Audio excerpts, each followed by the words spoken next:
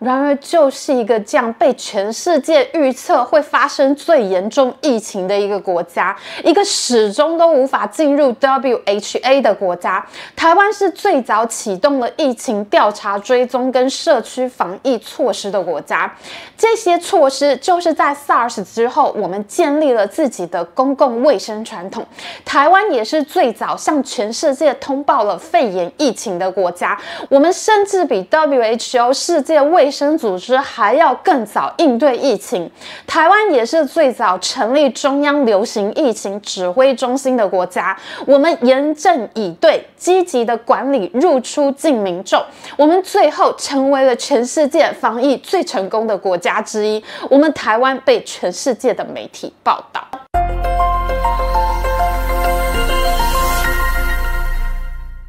Hello， 大家好，我是 Amy。患难见真情，到底有哪一个国家可以一人一把铲子赶赴灾区的？大家都知道答案，就是台湾。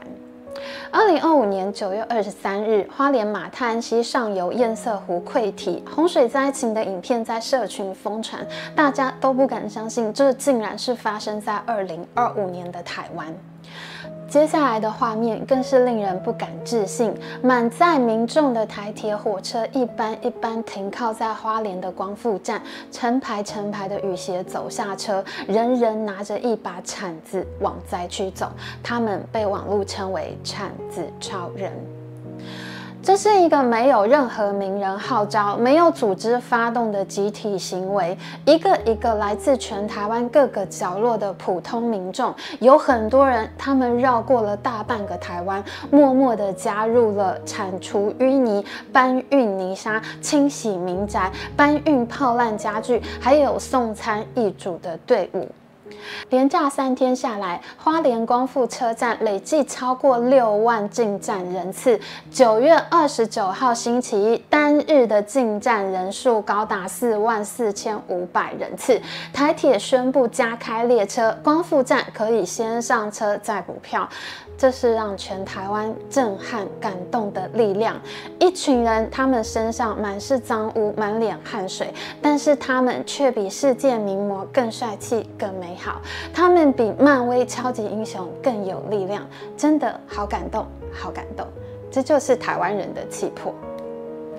我的大学同学以前在政大就是登山社的同学，他这一次也前进了灾区。他说，现在光复乡家家户户都是洪水流下来的厚厚黑泥。他们总共有9个人，从早上10点半挖到下午5点半，才能把一户人家50公分高的淤泥给清完。而且他说，现场的淤泥已经开始发臭滋生，并没闻了。我的同学说，现场的实况就是再多人也不够用，因为每一户人家都要清理厚厚的黑泥，灾区真的很需要铲子超人。卫福部辖下的财团法人赈灾基金会，他们在9月25日成立了0923花莲马太安溪堰塞湖募款专案，短短6天之内就募集了6.88亿元新台币，22.6万笔捐款涌入，全年10夜捐了1000万元，是这一次单笔的最高金额。大丰有线电视和有一位助信民众，他们各捐款500万元，还有58笔100万元的捐款。全台湾最大的五金连锁业者正宇五金，他们调动了全台湾1500台高压清洗机前进灾区，还有大大小小的企业，他们捐出了救灾的工具，还有雨鞋，还有各种物资。民间迅速的动员能力，就是台湾克服天灾最重要的资源。在台湾最受欢迎的啦啦队女神李多惠，她本人捐出了30万元，而且她还亲自前往灾区担任铲子超人。李多惠说：“台湾就是她的故乡，真的非常感人。”还有在台湾的印尼移工、越南移工，他们纷纷组成救灾队前进灾区，还有很多在台湾的外国人，甚至是乌克兰游客，还有日本游客，还有在台湾的法国人、泰国人、西班牙人，他们都前进灾区。就连新竹最有网络迷因人气的吊车大王启德老板呢，他也带着2台全线小山猫跟10几名员工前进灾区，协助清理大型废弃物。国军跟各县市的救援队，他们第一时间就抢进了灾区，救出了6岁的小女孩小姨，还有很多受灾的居民。一个一个平凡的小人物和民间公司的善意汇聚在一起，就构成了台湾最动人的群像。有钱的出钱，有力的出力，有机器的就把机器开进去，这就是台湾 style， 同岛一命，不分彼此。台风、洪水、地震、土石流，种种的天灾淬炼出台湾人的坚韧，台湾人并且以团结互助的精神度过难关。每一次大灾难中，台湾人都会积极的面对，共赴国难，逐渐我们就建立了彼此互助的可靠传统。1999年的921大地震，总共造成2000多人离世，全台湾5万多栋房屋全倒，5万多栋房屋半倒。可以说921大地震就是近代台湾最恐怖的天灾。但是台湾人没有被打倒，最恐怖的天灾之中，也激发出最强烈的爱。921大地震的1年之内，政府跟民间总共开设了400多个捐款账户，募集的款项竟然高达新台币375亿元，这可是1999年的375亿元啊，非常的大。921大地震中的全民捐款，树立了台湾人的新传统：我没有能力救灾，我就捐款；我有能力救灾，我还是会捐款。这奠定了日后台湾大型灾难的募款模式。我们的金流一定最快到位，让灾区现在就有钱可用。921大地震也第一次让台湾人看到建筑物的大范围崩塌灾难会有多严重，因此呢，台湾就大幅修正了建筑耐震的设计规范。我们还成立了制度化的住宅地震保险基金，我们还建立了救援的特搜队，进行专业的地震救援。其实铲子超人他们并不是第一次出现，早在2009年莫拉克台风的时候，88风灾造成了南部山区严重的土石流，导致高雄的小林村灭村的悲剧。全台湾多个县市道路坍方，土石流掩埋了很多村庄。透过网络跟新闻的画面，灾区的惨况第一时间传播出来。也就是在那个时候，铲子超人第一次在台湾出现。全台湾的大学生、民间志工也跟这一次一样，纷纷的涌入灾区。中正大学的学生在网络上成立了 Dream Action 工作版，他们把灾区的需求贴在网站上面，包括需要协助清扫的家庭、需要打包的灾区物资等等。他们把工作分门别类，让同学们可以自领工作前往灾区。辅仁大学的服务学习中心呢，他们募集了300多个老师跟同学前进屏东。中原大学的爱心志工队则是前进云林、嘉义、高雄。台大的学生他们自组健康服务队跟社会服务队，由相关系所的同学到灾区去实践他们大学所学的专业。而新竹的清华大学，他们也组织了竹蜻蜓工作队，他们号召了校内外学生跟志工，每3天一个梯次前往屏东多个小学跟周边社区清除淤泥，协助重建家园。那就是铲子超人第一次出现在台湾。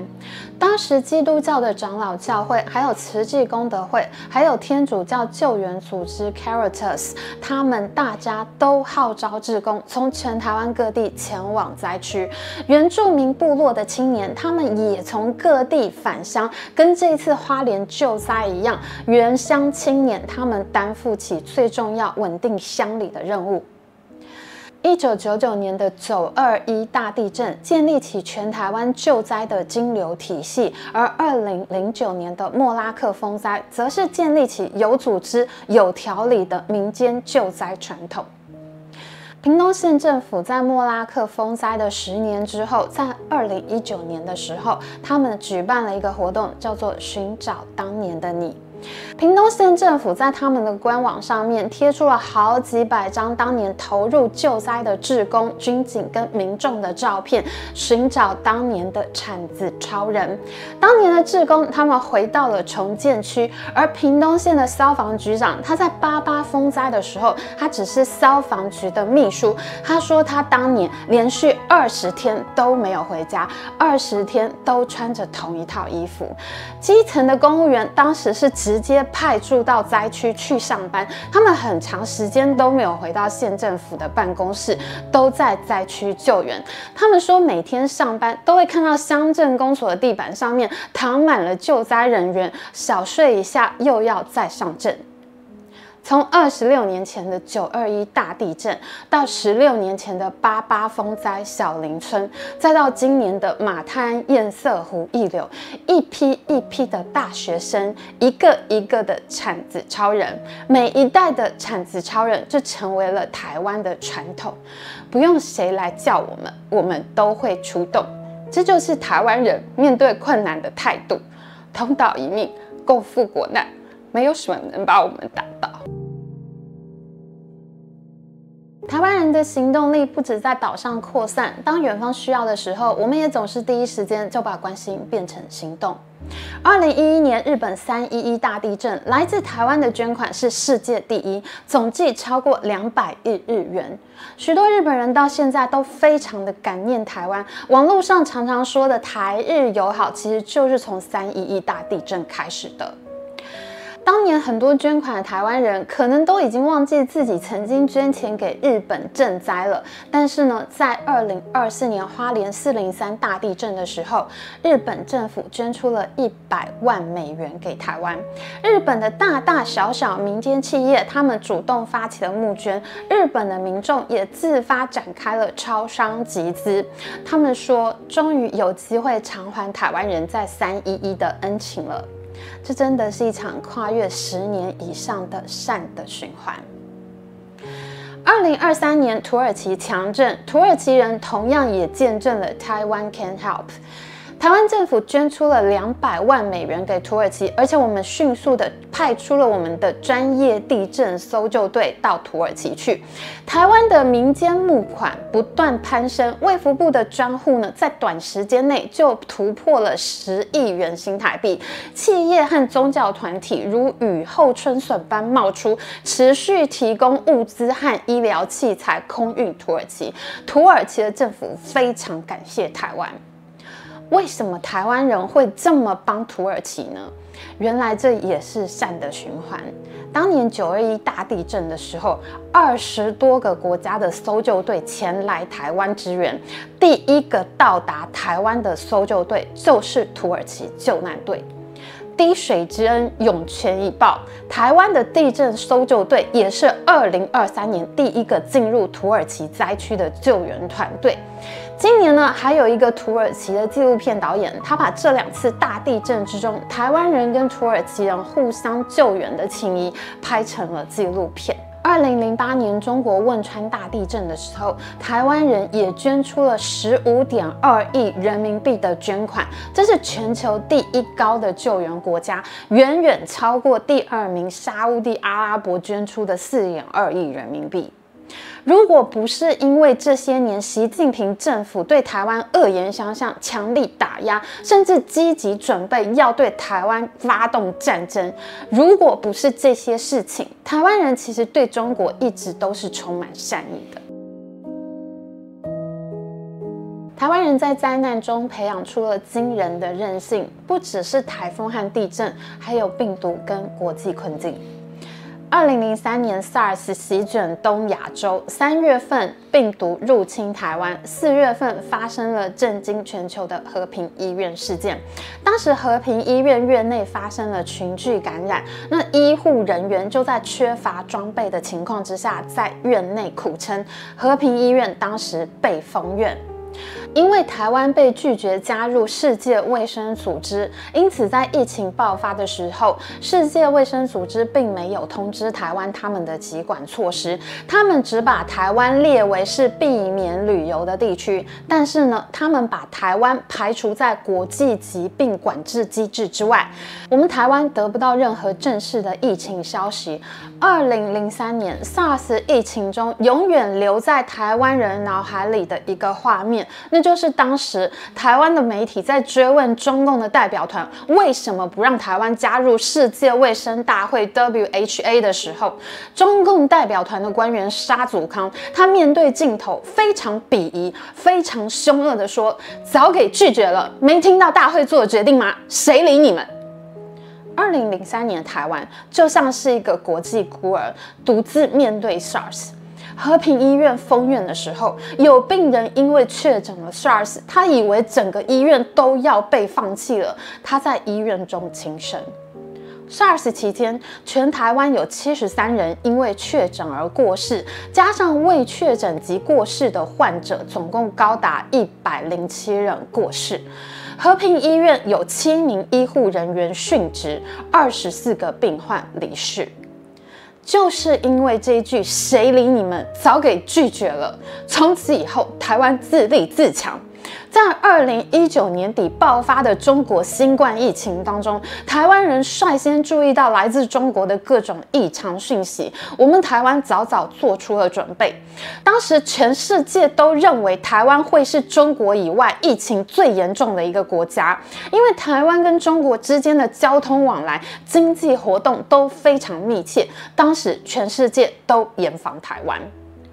然而，就是一个这样被全世界预测会发生最严重疫情的一个国家，一个始终都无法进入 WHA 的国家，台湾是最早启动了疫情调查追踪跟社区防疫措施的国家。这些措施就是在 SARS 之后，我们建立了自己的公共卫生传统。台湾也是最早向全世界通报了肺炎疫情的国家，我们甚至比 WHO 世界卫生组织还要更早应对疫情。台湾也是最早成立中央流行疫情指挥中心的国家，我们严阵以对，积极的管理入出境民众，我们最后成为了全世界防疫最成功的国家之一。我们台湾被全世界的媒体报道，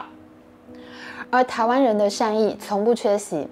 当我们建立了自己的口罩国家队之后，我们短时间之内扩大了口罩的产能产量。在我们自己足够使用之后，台湾政府也宣布捐赠1000万片口罩给疫情的重灾区国家。外交部和民间社群合作，我们把医疗的物资送到欧洲、美国和各个邦交国。而日本、美国、立陶宛、波兰、捷克跟斯洛伐克等国家，他们后来就在台湾最需要的时候，也回赠了数百万剂疫苗给我们。台湾人并没有因为被国际排挤就自我退化，陷入冷漠。台湾人反而成为了更加坚韧，而且主动伸手帮助别人的强大民族。台湾人的历史充满了困难与挑战，但是我们并没有放弃善良，而是走向了互助的道路。面对台湾一步一步的民主化，1995年，我们的李登辉总统访问美国，他在康奈尔大学发表了“民之所欲，常在我心”的演说。这是台美断交之后第一个访问美国的台湾总统。